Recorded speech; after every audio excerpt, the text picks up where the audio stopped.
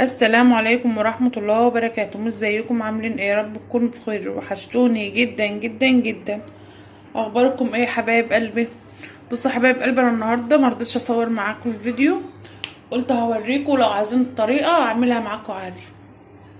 بصوا يا حبايب قلبي، ده سمك مدفونة في الرز، هو المفروض يبقى بالبوري، انا عاملاه بالقطع لان ما تلاقيناش بوري. فانا عملته بقى ازاي؟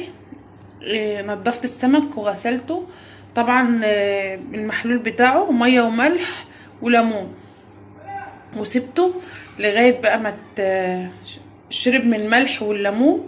وبعد كده غسلته، قمت جايبه حله فيها، حطيت فيها زيت سخن جدا، قمت محمره السمك على وشه وعلى ظهره من غير دقيق. ماشي. وبعد كده قمت عامله ايه؟ قمت مصفيه السمك بعد ما حمرته، قمت مخرطه بصله، قمت حطاها تتحمر تصفر، قمت حاطه فيها كمون وفلفل وملح وكزبره. وقمت بعد كده حطيت عليها الميه غلت، قمت حاطه الرز، حطيت ملح العقد بتاع الرز والملح وظبطته، قمت رصه السمك فوق الوش. السمك ده يا جماعة بيبقى طعمه تحفة، السمك بينزل طعمه على الرز. وبعد كده بيشرب، بقوم مهديه عليه خالص، ما بقلبوش ولا اي حاجة، ما تخافوش. الرز ما بيجيش في عظم نهائي، انتوا زي ما انتوا شايفين السمكة، بصوا بصوا ماسكة نفسها ازاي، اكن ما كانتش في الرز. شايفينه اكيد باين على على الرز اللي هو كان فيه السمك. بصوا. وبعدين بقى عملت ايه؟ هديت عليه خالص، استوى، قمت غرفاه. وعملت جنبه ايه؟ عملت فلفل اخضر. عملته ازاي؟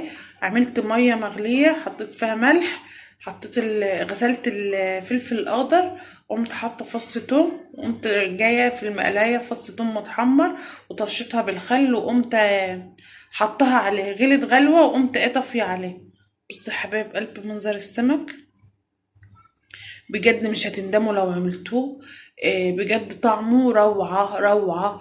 اللي ما جربش السمك ده، بصوا الفص، انا كنت بصور قبل كده وكان الفيديو ما بيصورش.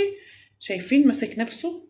بصوا انا اللي كنت مفتفته من شوية. بصوا بصوا السمكية ماسكة نفسها ازاي، شايفين؟ الفص ناشف جدا، ما بيتهريش في الرز، ما ولا اي حاجة، ولا اكنه كان في الرز ولا اي حاجة. انت طول ما انت ظابطة نارك